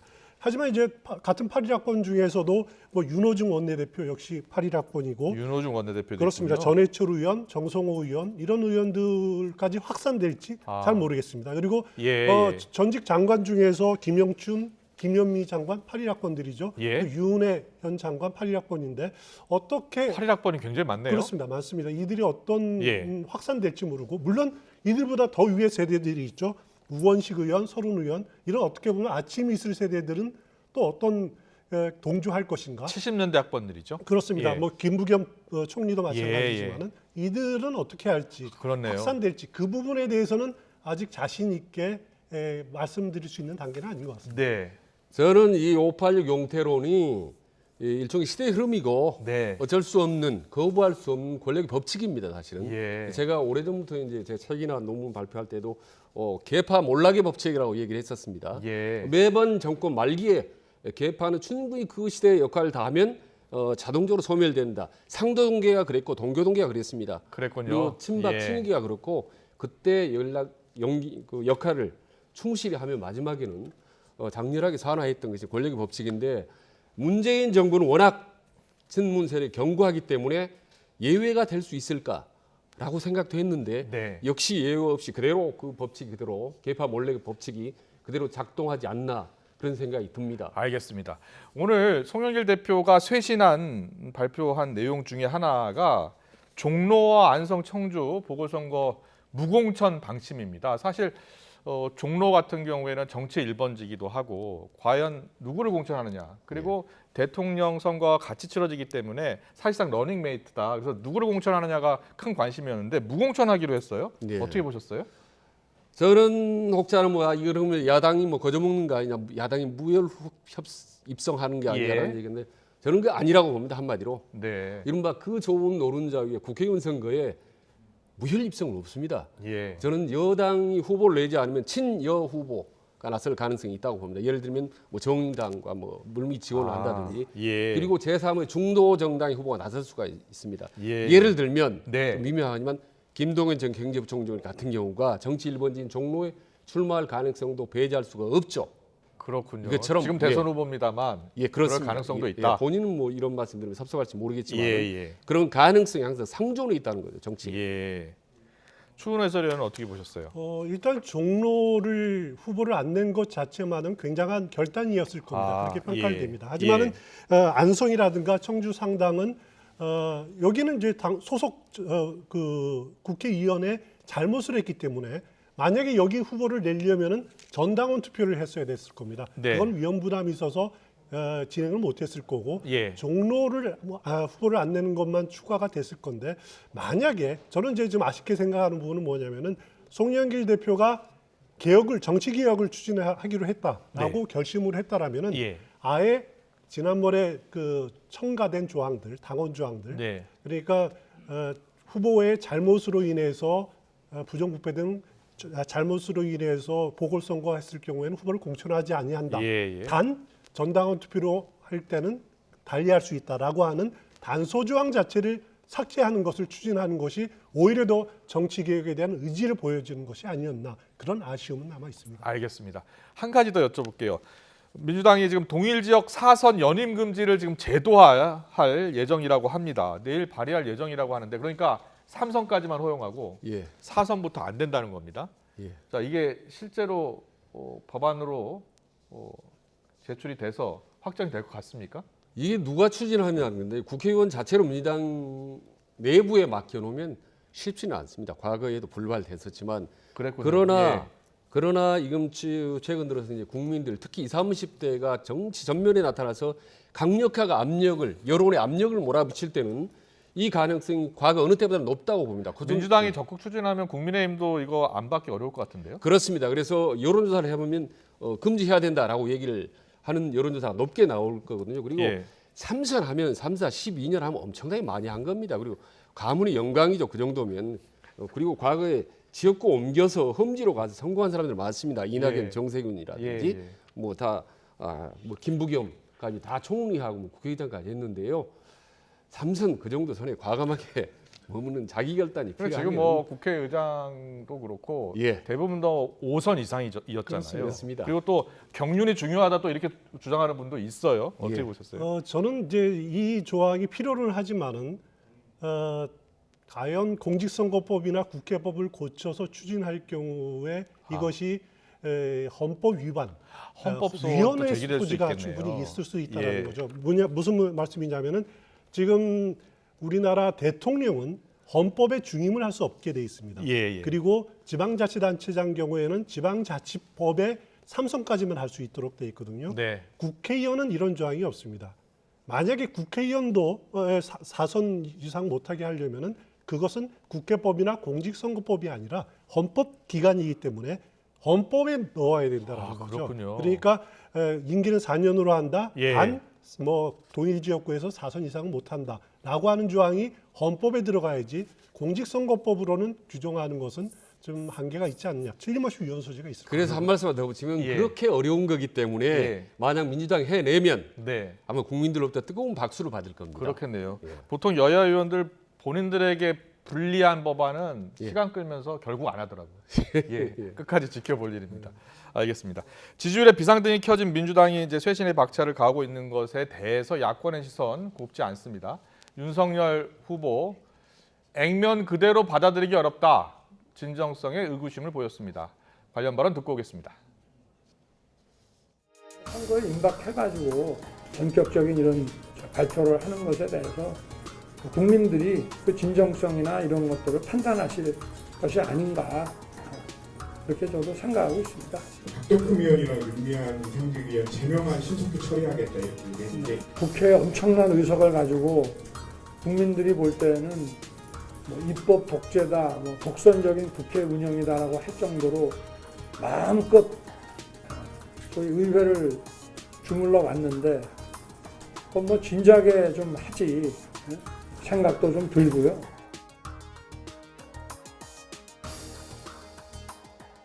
네, 뭐 진정성에 좀 의구심을 가질 수밖에 없다 이렇게 이야기하고 있고 특히 윤미향 의원, 이상직 의원, 박덕흠 의원 제명안 처리를 왜 그동안 안 하고 진작하지 이렇게 늦게 하느냐 이렇게 비판을 했습니다. 그런데 국민의힘 입장에서도 만약에 민주당이 이 쇄신안 내놓고 그 쇄신안을 추진한다면 상당한 압박이 되지 않겠습니까? 국민의힘 경우에도 과거 미래통합당 시절에 그 4선 제안을 한번 추진한 적이 있습니다. 당원으로 바꿔가지고 추진한 적이 있습니다만은 제가 말씀드린 앞선 그런 이유들 때문에 위헌 소지 때문에 당원 예정도 추진하다가 그만둔 적이 있었죠. 그렇기 때문에 물론 이제 민주당이 당원을 개정을 통해서 스스로의 개혁안을 마련할 수는 있지만은 입법화하는 데는 상당히 한계가 있을 겁니다. 네. 최진 원장님은 민주당이 내놓은 쇄신안에 대해서 국민의힘이 일단은 진정성 없다라고 이야기하고 있습니다만 이 쇄신안이 실제로 구체화된다면 국민의힘 역시 뭐 쇄신안을 적극적으로 발표한다든지 대응이 있지 않겠습니까? 만약에 국민의힘이 거부하거나 반대한다면 기득권 정당이라든지 뭐 여의도 정치라는 비판을 면할 수 없기 때문에 당연히 그 큰 흐름에 따라갈 수밖에 없다. 다만 대선 국면에서 중요한 아젠다라고 그에 대해서 민주당이 먼저 치고 나왔기 때문에 상당히 좀 국민의힘으로서는 당혹스럽고 지켜보자 가능성이 있을까 될까라는 그런 이제 메시지를 던진 것 같습니다. 그래서 국민들도 좀 반신반의하면서 아마 지켜볼 것 같습니다. 알겠습니다. 계속해서 국민의힘 상황 살펴보겠습니다. 국민의힘 상황은 지금 윤석열 후보의 부인 김건희 씨가요. 온라인 포털 사이트에 프로필을 올려서 눈길을 끌고 있습니다. 앞서 저희가 영상으로 잠깐 보여드렸는데요. 자, 윤석열 후보는 이에 대해서 뭐라고 했는지 듣고 오겠습니다. 아침에 뭐 기사를 보고 제가 여기 올라오기 전에 제 그 아내한테 전화를 했습니다. 이거를 네이버에서 그냥 올려준 거냐 아니면 직접 올린 거냐 했더니 본인이 직접 올렸는데 뭐 간단하게 올려놨더라고요. 그래서 좀 더 좀 상세하게 올릴 생각이라고 그 얘기를 저도 지금 막 듣고 올라왔습니다. 공식 일정을 연구하시는 건지? 아니 그래서 뭘 할지는 저도 아직 잘 모르겠습니다. 자, 김건희 씨 같은 경우에 최근에 프로필 사진 찍는 그렇습니다. 그 사진이 또 공개가 됐고요. 예. 그리고 보니까 포털 사이트에 자기의 그 사진을 새롭게 등록한 겁니다. 그래서 김건희 씨 곧 뭐 등판하는 거 아니야? 이런 이야기 나오고 있더라고요. 어떻게 보세요? 오늘 네이버에서 저 사진을 보니까 예. 검은 지금 저 사진입니다. 검은 예. 옷에 흰 그 프로필 사진이 올라갔어요. 네. 그렇지만은 얼마 전에 팬카페에서 공개한 자켓하고는 또 다른 옷이죠. 그렇네요. 예. 베이지색 옷인데 그래서 어떤 것이 진짜인지 잘 모르겠지만 여러 옷 가져간 것 중에서 골랐을 가능성이 있다라는 생각이 드는데 예. 요번에 공개된 네이버의 프로필을 보니까 가족 사항은 정리가 돼 있지 않고요. 예. 또 그 조작 논란인 학력도 여기에 보면은 공개가 돼 있지 않습니다. 단순하게 소속과 그다음에 경력 짤막하게 그렇네요. 그다음에 경력 기획한 본인이 기획한 4건 정도 이렇게 아주 간략하게 올려놨는데 과연 김건희 씨가 이번 것을 계기로 공개 활동에 나설 것이냐 그런 이제 의구심들이 많습니다. 그렇죠. 관측들이 어긋나는데 예. 지금 현재 분명한 것은 윤석열 후보 본인도 잘 모르겠다. 네. 그리고 선대본부도 잘 모르겠다라는 것이 공식적인 입장인 것 누가 아는 같습니다. 겁니까 그러면? 아니요, 저는 예. 김건희 씨가 이미 저는 정치 활동을 시작했다고 보는 사람입니다. 아 그렇습니까? 예, 그 페이스북 카페에 보면요, 그 건희사랑 희사모라고 있는데요. 그래요? 이미 사진도 올라있고 그림도 있고 장문의 글도 있어요. 이미 시작했어요. 공식적인 모습을 드러내지 사이버. 않아서 그렇지 사실상 하고 있다. 예. 아니 요즘 정치 활동은 사이버 있고 또 온오프라인 있지 않습니까? 예. 이미 온라인 상의 활동을 시작했고 오프라인 상은 이제 아마 구정 끝나고 2월 초부터 할까 아니면은 2월 15일 후보 등록 이후에 할까라고 한번 고민 중인 모양인데 아마 구정 지나면 서서히 이렇게 온오프라인 병행하기 걸로 저는 예상을 합니다. 그렇군요. 결국은 그러면 원장님께서는 대선 투표일 전에는 김건희 씨가 공식 활동을 할 것이다 이렇게 보시는 거네요. 예, 이미 시작했고 온라인 곧 뭐 구정 끝나면 예. 바로 저는 시작이 온오프라인 병행이 시작될 거라고 봅니다. 그렇군요. 다만 궁금한 게는 윤석열과 김건희 씨는 이제 부부지 않습니까? 예. 근데 부부인데 진짜 SNS상으로 몰랐을까요? 긴밀하게 의논을 안 하는지 아니면 서로 자율성을 이렇게 엄청나게 존중해 주는지 그 부분이 좀 개인적으로 궁금한 부분이기도 합니다. 많은 분들이 궁금해하실 것 같긴 해요. 예. 왜냐하면 잘 모르고 있다 그래서 그렇습니다. 진짜 모르는 건지. 저도 그 글쎄요, 부분이 예, 굉장히 궁금한데요. 일단 지금 7시간 녹취록에 대한 보도도 찔끔찔끔 여기저기서 계속 나오고 이어지지 않고 있으니까 이 상태에서 김건희 씨가 본격적으로 대외적인 활동을 오프라인에서 공식화한다는 것은 좀 문제가 있을 겁니다. 아주 부담감을 느낄 겁니다. 그래서 이런 문제들이 본인에 대한 녹취록 문제 또 오늘 교육부에서 국민에 대한 감사 결과 나오는데 이런 문제들이 다 나온 다음에 다시 한번 사과를 한다든지 입장을 밝히는 자리는 필요하지 않을까라는 생각이 들고요.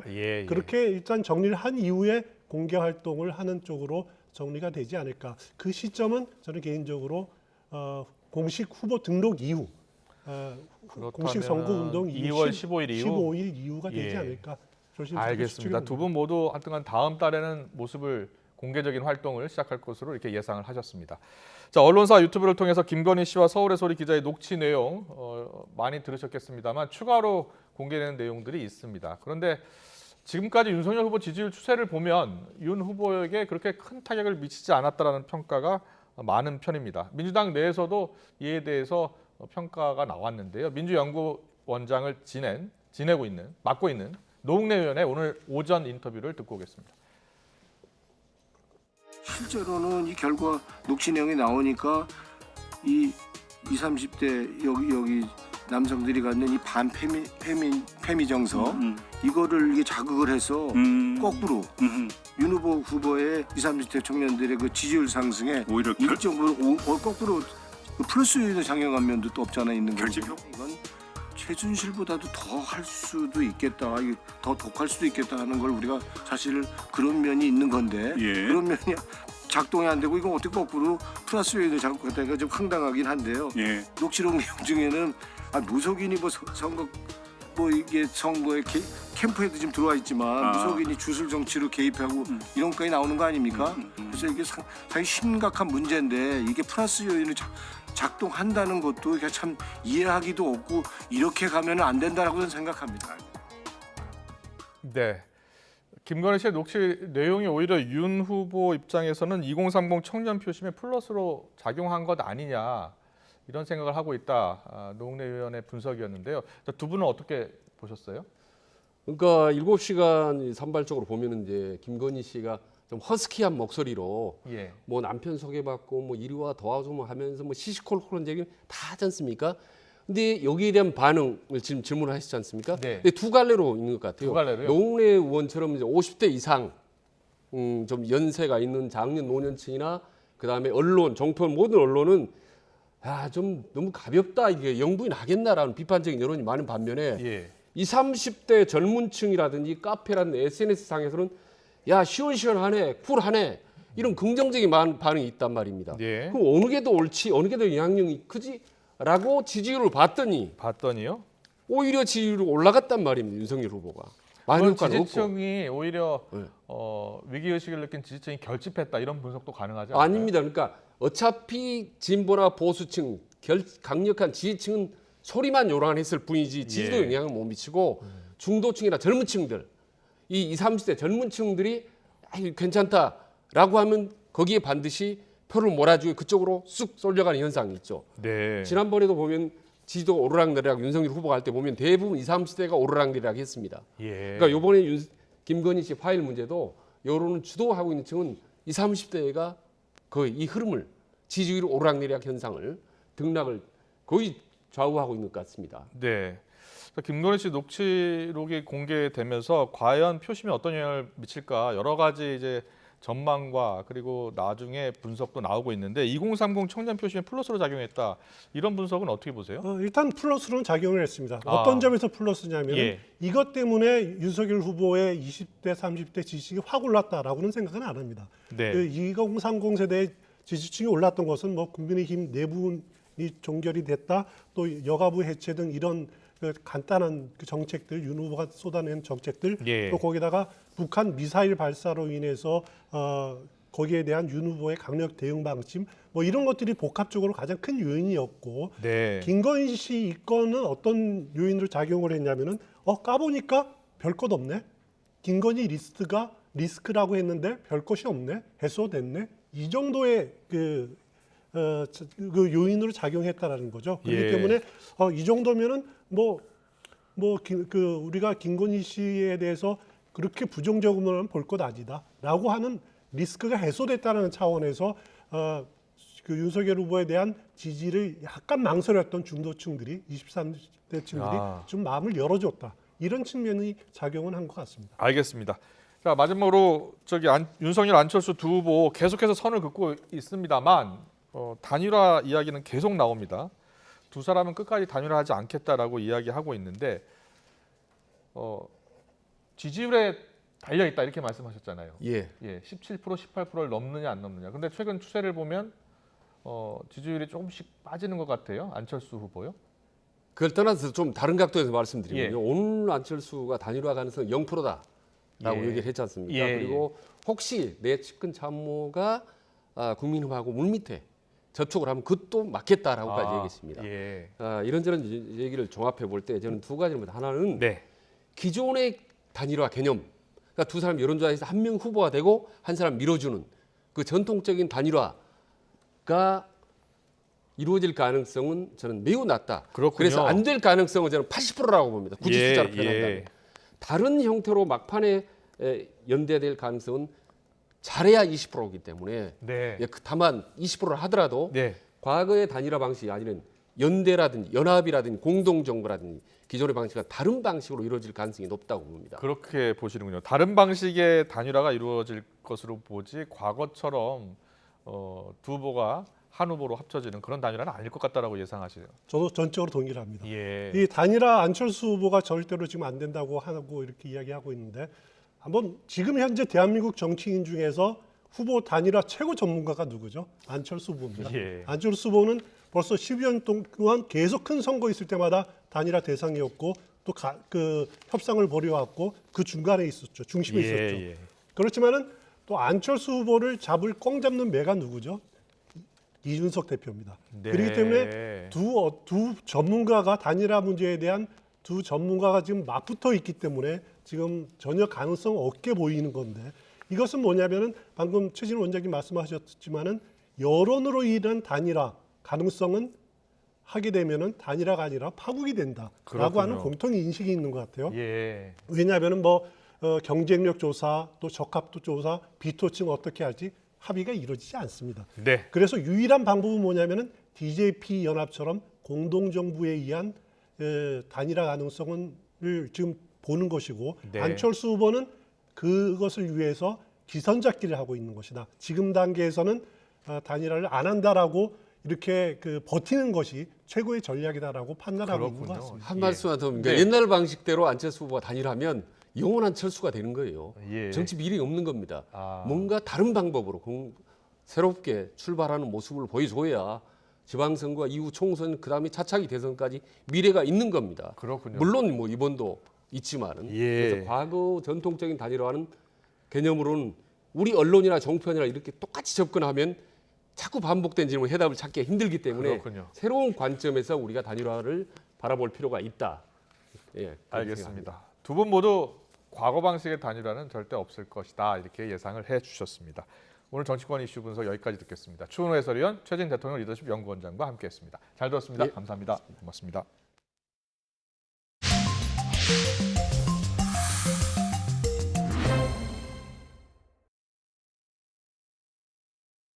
네, 광주 신축 아파트가 무너진 지 오늘로 보름째입니다. 구조대원들이 콘크리트 잔재물을 치워가면서 건물 상층부 수색 작업을 진행하고 있는데요. 조금 전 브리핑이 있었습니다. 내용 직접 듣고 오겠습니다. 네, 소방청 비행국장입니다. 금일 실시한 탐색 구조 활동 결과를 말씀드리겠습니다.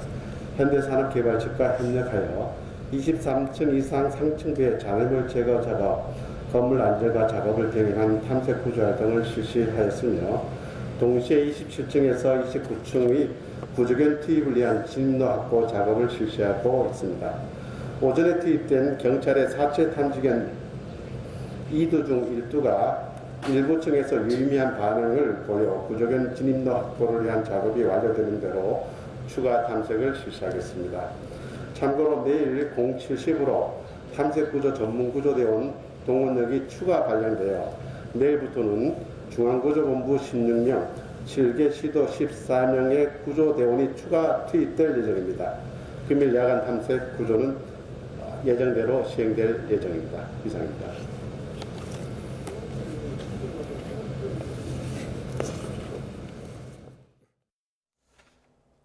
네, 다음 소식입니다. 불이 난 곳에 있던 육류는 유해 물질이 스며들 수 있기 때문에 판매하지 못하도록 규정돼 있습니다. 이런 육류의 이력 번호까지 위조해가며 유통을 한 일당이 경찰에 붙잡혔습니다. 양동훈 기자입니다. 대전 오정동에 있는 한 육류 직판장입니다. 고기를 담은 상자들이 잔뜩 쌓여 있습니다. 출동한 경찰과 구청 직원들이 옮길 엄두가 나지 않을 정도로 엄청난 양입니다.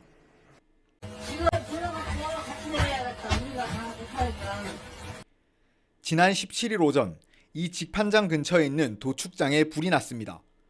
도축장에서 보관하고 있던 고기 60톤은 폐기 명령이 내려졌는데 이를 어기고 일부를 유통하려던 일당이 경찰에 적발된 겁니다. 경찰은 이곳에서 2억 원어치에 달하는 한우와 돼지고기 8톤을 압류했습니다. 불이 난 곳에 있던 육류는 자재 등에서 나오는 유해 물질이 스며들 수 있기 때문에 판매해서는 안 됩니다. 그런데도 이들은 폐기 명령 여부를 확인할 수 없게 이력 번호를 바꿔 붙였습니다. 경찰은 축산물위생관리법 위반 혐의로 도축 직판장 관계자 60살 김모 씨 등 5명을 입건해 조사하고 있습니다. 이들은 직원들이 나눠 먹기 위해 일부를 남겼을 뿐이고 나머지는 모두 폐기했다고 진술한 거로 전해졌습니다. 불법 축산물 중에 일반 시민들한테 유통됐을 가능성도 배제할 수가 없어서 그 부분까지도 확인하는 수사 활동을 전개하겠습니다. 경찰은 폐기 처분된 고기가 시중에 유통된 거로 드러나면 피의자들에게 사기 혐의 적용을 검토할 예정입니다. YTN 양동훈입니다. 리프트 역주행 사고가 일어난 경기 포천시 베어스타운 사고에 대해서 관계 당국이 합동 감식에 나섰습니다. 베어스타운과 국립과학수사연구원, 한국교통안전공단, 포천경찰서, 경기도청, 포천시청은 오늘 오전 10시 반부터 베어스타운 5개 리프트에 대한 합동 감식을 진행하고 있습니다. 감식에 참여한 10여 명은 고장 원인으로 추정되는 감속기를 중점적으로 살펴보고 있습니다. 귀신이 들렸다며 10살 조카를 폭행하고 물고문에 숨지게 한 이모와 이모부가 2심에서도 중형을 선고받았습니다. 수원고등법원은 오늘 2심에서 살인 등의 혐의로 기소된 무속인 이모 34살 A씨와 국악인 이모부 33살 B씨에게 각각 징역 30년과 12년을 선고했습니다. 재판부는 조카를 여러 차례 때리고 버릇을 고쳐야겠다며 아이 손발을 묶은 채 육조에서 물고문한 행위에 대해 살인 혐의가 인정된다며 1심 판결을 유지한다고 밝혔습니다. 외벽이 갈라져 붕괴 우려가 제기된 다세대 주택 발코니 철거 작업이 진행됐습니다. 서울 금천구는 오늘 오전 10시부터 굴착기와 인력 5명을 투입해 독산동 3층 다세대 주택 발코니 철거 작업에 들어갔습니다. 작업 도중 발코니가 무너질 위험도 있는 만큼 먼저 발코니 아래쪽에 지지대를 세우고 본격적인 철거를 진행할 계획입니다. 어제 발생한 현대중공업 노동자 사망 사고에 대해 노동조합이 사고 위험이 큰 크레인 작업 전면 중단을 요구했습니다. 노조 측은 그동안 사고 크레인과 유사한 크레인의 오작동이 있어 정비를 요청했는데 숙련이 덜 된 하청업체에 다단계로 정비 작업을 맡겨 또 다른 위험이 있었다고 주장했습니다. 이에 회사 측은 안타까운 사고가 발생한 데 대해 사과드리고 사고 수습은 물론 정확한 사고 원인을 밝히고 재발 방지책을 마련하겠다는 입장을 냈습니다.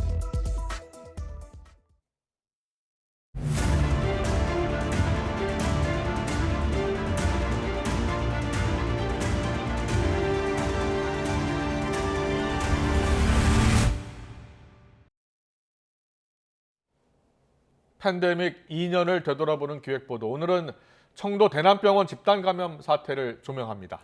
정신병동이 통째로 감염되고 7명이 목숨을 잃은 참사의 원인. 당시 현장을 지킨 의료진들은 국가의 부재에서 찾았습니다. 고한석 기자의 보도입니다. 코로나19가 집단 발생한 경북 청도 대남병원의 환자가 숨지면서 정신병원이 사실상 통째 감염된 겁니다. 지금까지 나온 국내 사망 사례 가운데 6명이 청도 대남병원과 관련돼 있습니다. 정신병동에 퍼진 바이러스. 그 안에서 사람들이 죽어갔습니다. 이 영상은 2020년 2월 26일 청도 대남병원으로 달려간 의료진들이 당시의 참상을 기록하기 위해 직접 촬영한 것입니다. 토사물이라든지 구토는 여기저기 있는데 이제 치우지는 못하고 있고 말 그대로 이제 환자들끼리 뒤엉켜가지고 어떤 재난 수준의 이제 그런 조금 처참한 상황이었죠. 정신병동 입원 환자 103명 가운데 101명 감염, 7명 사망. 코호트 격리는 감염병 대응 수단이 아니라 사실상의 포기 선언이었습니다. 의료진들은 고립된 공간에서 사투를 벌였습니다. 김장 비닐봉지를 생각하시면 돼요. 뭐 특수 코팅된 것도 아니고 비닐봉지에 박스 테이프를 덕지덕지 붙여가지고 방호복을 일단 다 벗고 그 비닐을 나서는 순간 거의 손소독제로 세수를 했던 기억이 나거든요. 너무 찝찝하니까. 확진자와 비확진자 구분 없이 증상별 대응 방침도 없이 환자들이 코호트 격리라는 이름 아래 방치됐습니다. 그 굉장히 밀집된 공간에 한정돼 있는 것에 몰아놓는 거는 굉장히 죽음의 그 방역이었죠. 그러니까 방역 자체가 아무 생각이 없이 그런 조치를 했던 거고요. 감염병 환자들을 받을 공공병원은 없었습니다. 대구에도 여러 병원들이 있는데 이 환자를 받을 병원이 없는 거예요. 코호트라는 것은 그분들을 놔두고 지켜보는 거거든요. 이거는 그냥 가라앉는, 서서히 가라앉는. 그래서 그게 마치 우리 세월호 가라앉듯이. 결국 감염병 치료가 가능한 병상을 확보해 죽음의 병동에서 환자들을 꺼낸 건 현장에 있던 의료진이었습니다. 제가 다 뺍니다. 다 빼도록 합시다. 차관한테 전화하세요. 이렇게 하는 순간 그 안도의 눈빛은 아, 해결됐다. 뭐 이런 느낌 있잖아요. 세계가 부러워하는 K방역. 이제는 그 단어 뒤에 숨겨진 현실에 눈을 떠야 한다고 전문가들은 말합니다. 그러니까 K방역이 의료라고까지 다 싸잡아서 사고를 하게 된 거예요. 오늘 의료는 없었어요. 그러니까 방역이라는 행정 대응이 가져온 부분이 의료 대응의 이런 취약성을 만들어낸 거예요. 2년 전 청도 대남병원의 비극은 위급 상황에서 이른바 컨트롤타워, 즉 국가의 부재가 어떤 비극을 불러오는지, 그리고 우리가 왜 공공의료를 튼튼히 해야 하는지 말하고 있습니다. YTN 관석입니다. 일본에서 오미크론 변이 바이러스의 영향으로 하루 4, 5만 명 규모의 확진자가 나오고 있습니다. 확진자가 폭증하면서 병실과 의료진도 부족하다 보니까 진찰이나 검사 속도가 따라가지 못하고 있습니다. 아예 젊은 층에 대해서는 병원에 가지 않고 스스로 진단하고 자택 요양하는 방안도 인정하기로 했습니다. 일본 현지로 가보겠습니다. 유재순 JP뉴스 대표 화상으로 연결합니다. 대표님 나와 계시죠? 네, 안녕하세요. 유재순입니다. 네, 대표님. 대표님이 계신 도쿄에서만 10,000명 안팎의 하루 확진자가 나오던데요. 대표님 사시는 주변에도 확진자들이 확실히 많아졌습니까? 네, 많습니다. 특히 음식점을 경영하는 한인 지인들 중에서 최근에도 한 음식점에서 서너 명이 한꺼번에 그 확진 판정을 받았기도 했는데요. 예. 작년에도 그런 사례가 몇 군데 더 있었습니다. 그 가운데에는 한국인 지인 2명이 코로나 확진으로 의료기관 도움을 전혀 받지 못한 상태에서 집에서 자가 격리를 하다가 사망한 경우도 있었고요. 가깝게는 저희 아들이 작년에 열이 40도까지 올라가는 등의 코로나에 감염돼서 구급차로 병원에 실려간 일이 있는데요. 하지만 병원에서는 확진 판정만 해주고는 입원실이 없다는 이유로 해열제만 달랑 주고는 병원 치료를 거부를 했습니다. 문제는 확진자라서 택시도 탈 수 없어 열이 40도가 넘는 환자가 집에까지 1시간 반 걸려서 돌아왔는데요. 네네. 이때부터 의료기관의 도움을 전혀 받을 수가 없어서 제 자신이 한의원 인터넷 검색을 통해서 코로나 치료에 좋다는 음식이나 약들을 찾아볼 수밖에 없었는데요. 네. 그때 제가 직접 확인한 것이 저뿐만 아니라 일본 전국의 수많은 일본인들이 저와 똑같은 사례로 인터넷 검색에 매달리는 안타까운 상황을 매일매일 목도한 바가 있었습니다. 그리고 현재 상황은 그 각자 도생의 연장선이기도 하고요. 그렇군요. 그때하고 지금하고 비교해보면 그때보다 하루 확진자가 훨씬 더 많이 나오는 상황 아닙니까? 지금 현재 5만 명에 육박하고 있고요. 그러니까요. 어제 같은 경우도 4만 명이 넘었습니다. 네, 오미크론 영향 때문이라고 하던데 오미크론에 전염된 이 확진자들 경우에는 증상이 좀 어떻다고 들으셨습니까? 증상은 있는 경우도 있고 없는 경우도 있는데요. 그런데 하루 5만 명 확진자가 나오는 것에 대해서 오미크론 영향 때문이라고 아주 단정 짓기도 어려운 문제가 제가 그동안 국내 언론과 인터뷰를 할 때도 늘 주장을 해왔었는데요. 2020년 코로나가 발생한 때부터 작년에 도쿄 올림픽이 끝날 때까지 일본 같은 경우는 코로나 확진자 수가 그렇게 많지 않았었습니다. 그래서 일부에서는 PCR 검사를 하지 않는다. 그리고 일본 정부가 은폐를 하고 있다라는 유언비어가 난무했었는데요. 하지만 이 같은 그 소문들이 최근에 와서 100% 사실로 드러났습니다. 왜 그러느냐면 그동안 일본 정부는 이 같은 소문이 공공연하게 나돌자 PCR 검사를 하려면 1인당 28,000원에서 3만 엔이죠. 우리나라 원으로 환산하면 약 30만 원의 돈을 개인이 지불해야 했는데요. 그런데 작년 12월 23일에서 25일 사이에 가령 도쿄, 제가 살고 있는 도쿄도의 경우는 고이케 유리코 도지사가 무료 진단을 한다고 발표를 했습니다. 그렇기 때문에 지금까지는 개인 비용 약 30만 원의 개인 비용을 들여서 진단을 받을 수밖에 없었는데, 그런데 작년 12월 25일부터는 전면적으로 무료 실시가 됐기 때문에 그때부터 코로나 확진자 수 그리고 오미크론 확진자 수가 급증하게 된 것입니다. 알겠습니다. 그렇기 때문에 오미크론 영향이라고만은 할 수가 없게 됐죠. 예, 그렇군요. 지금 이렇게 확진자가 급증을 하다 보니까 위험도가 조금 낮은 30대, 40대에서는 병원 검사를 받지 않고 스스로 진단을 하고 자택에서 요양을 하는 걸 인정하기로 했다고요? 네, 어제 일본 정부가 발표를 했는데요. 40대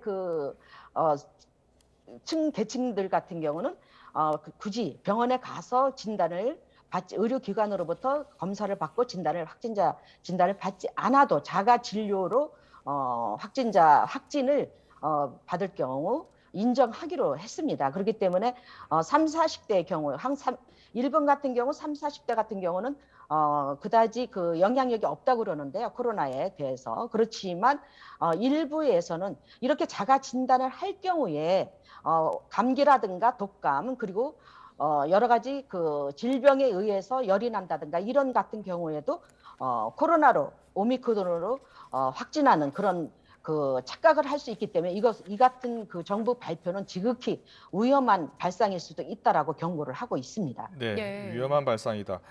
네. 그런데요, 3, 40대 젊은층이 집에서 어떻게 검사를 받게 되는, 어떻게 검사를 스스로 진단할 수 있습니까? 내가 감염되지 않았다. 뭐로 검사합니까? 같은 경우 예를 들어서 뭐 갑자기 열이 난다라든가 급작스럽게 또 만성 피로를 느낀다든가 그리고 그 다음에 권태감이라든가 그리고 기침을 갑자기 한다든가 이런 증상이 있을 경우에 자가적으로 자가 진단을 해서 코로나 확진자로 판정을 하는 그런 그 자가 진단을 한다고 그럽니다. 코로나로 본인이 코로나에 걸렸다고 생각이 들면 그냥 집에서 치료를 받으라는 건데 당국에 신고할 필요도 없고 집에서 그냥 자가 치료를 하라는 겁니까? 근데 신고는 할 수밖에 없죠. 가령 예를 들어서 3, 40대 같은 경우는 대부분 직장인이지 않습니까? 그렇기 때문에 회사라든가 그다음에 개인의 경우는 각 구청 그리고 지역의 보건소에 신고를 해야 됩니다. 그렇기 때문에 신고를 받을 경우에 그리고 나서 확진자로 인정을 받았을 경우에는 회사에 자가 격리 보고를 한 다음에 그리고 예를 들어서 개인적으로 무단 결근을 하게 되면 법적으로 보호를 받을 수 없지 않습니까? 그렇기 때문에 정부가 인정하는 공공의료기관, 예를 들어서 보건소라든가 각 구청 의료부서에서 인정을 받을 경우에는 회사로부터도 법적 보호를 받을 수가 있습니다. 네, 그럼 대표님 설명에 따르면 일단 증상이 있으면 그렇게 진단을 내린다는 것이고 그러면 집에서 직접 그 자가 진단 키트로 검사를 하는 겁니까? 자가 진단 키트로 검사를 할 수가 있는데요. 문제는 이 자가 키트 그 기기가 지금 절대적으로 모자라기 때문에 부족하기 때문에 자기 스스로 그 심적에 의해서 확증을 할 수밖에 없습니다. 그렇기 때문에 일본 정부에서도 가령 제가 사는 도쿄도에서도 이미 24일 이후에 앞으로는 검사 키트로 진단을 할 수가 없을 것이라고 이미 공시를 했고요. 도지사가. 그렇기 때문에 개인적인 검사 키트가 없는 사람의 경우는 자가 진단으로 확진자냐 아니냐라고 판단할 수밖에 없습니다. 네, 알겠습니다. 대표님. 네. 일본 방역 당국은 그러면 이렇게 확진자가 폭증하는 이유를 오미크론이 아니라 무슨 이유 때문에 이렇게 확진자가 늘고 있다 이렇게 발표하고 있습니까?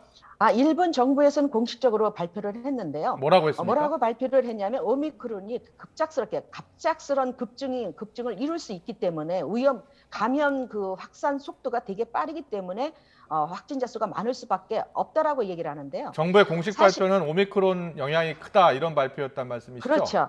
그렇지만 일반 국민들 인식은 전혀 그렇지가 않고요.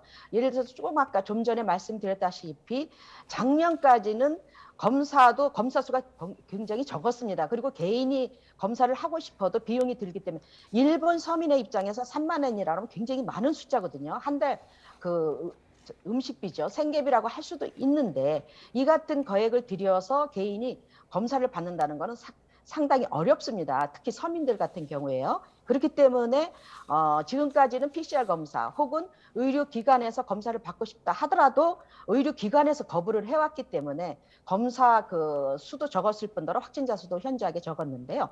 반면 이 올해 1월부터 무료로 검사를 받기 시작한 이후부터는 기하학적으로 급증하게 됐기 때문에 굳이 오미크론 때문이라기보다는 오미크론 플러스 알파 확진자 검진자 수 급증이죠. 그렇기 때문에 5만 명 이상이 지금 현재 이어지는 사태가 벌어지고 있는 상황입니다. 이렇게 급속하게 확진자가 늘고 있는데 그런데 지금 일본 국민의 3차 접종 완료율 1.9%에 그치고 있다고 전해 들었습니다.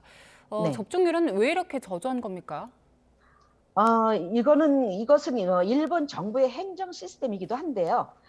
국내 언론에도 자주 보도가 되기도 했는데 일본 행정 시스템 같은 경우는 디지털 시스템이 아니라 철저하게 아날로그 시스템입니다. 그렇기 때문에 가령 예를 들어서 3차 접종을 하려면 저 같은 경우도 신주쿠 구청에서 3차 접종 신청을 하라는 그 엽서가 도착해야 됩니다. 그렇기 때문에 그 엽서 코로나 3차 접종을 하라는 신청이 오지 않으면 접종을 할 수가 없거든요. 그런데 문제는 대다수의 일본 국민들이 이 엽서를 받지 못하고 있는 상황입니다. 그렇기 때문에 당연히 그 수순으로 3차 접종을 할 수가 없는 상황이 되고 있기도 하고요. 그렇기 때문에 언제 어떻게 어떤 시기에 접종자